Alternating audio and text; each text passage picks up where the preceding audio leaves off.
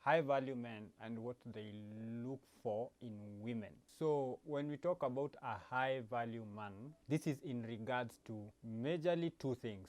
Number one is wealth, that is how much money he is making, or how much investments he has made, or how much he is worth money wise. Okay, so it's wealth. So the more a man earns or creates in terms of wealth, the more the females find him attractive, or the more females he will attract. So the more a man makes, or the more wealth he's able to generate, he will have his pick of the women. It does not matter what he looks like, whether he knows fashion or not, what his mindset is.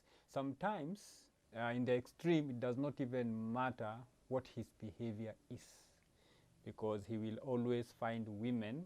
And that does not mean that the women he will find are loose or women who want to take advantage of him. No. Women are attracted to security, okay? A sense of security. Money gives people access to things that people without money cannot access.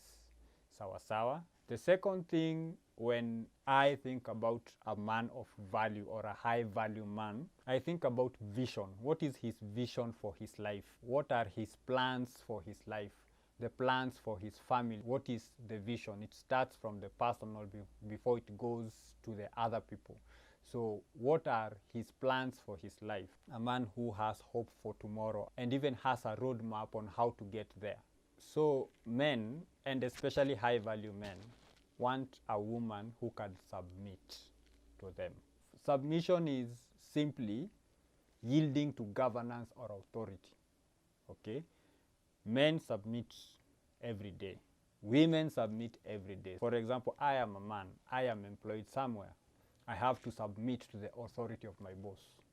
That is submission. There are places when I can give my input and it is encouraged. There are spaces where input is even expected. So when we say a woman should submit, does not mean a woman becomes a slave.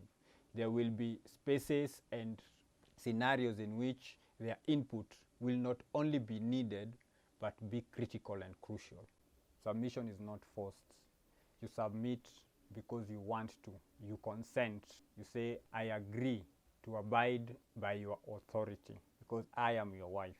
A man wants a woman who submits to his authority.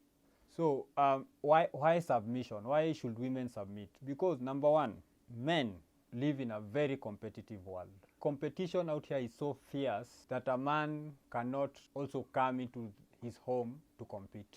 I, as a man, cannot come from war and then get into my house and start another battle in my house. A man needs a woman who comforts him, not one who competes with him. When a woman submits to a man's authority, she automatically becomes a high-value woman.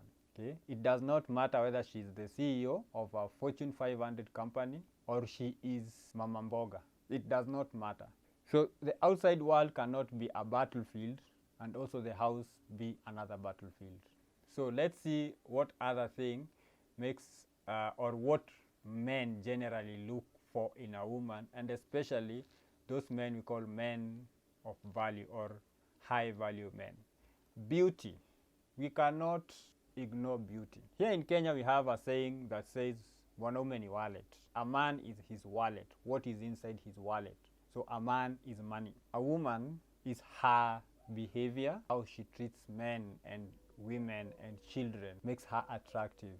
However, I will say beauty also plays a very big role. When I meet you for the first time, I don't know who you are. I don't know your personality. I don't know your behavior.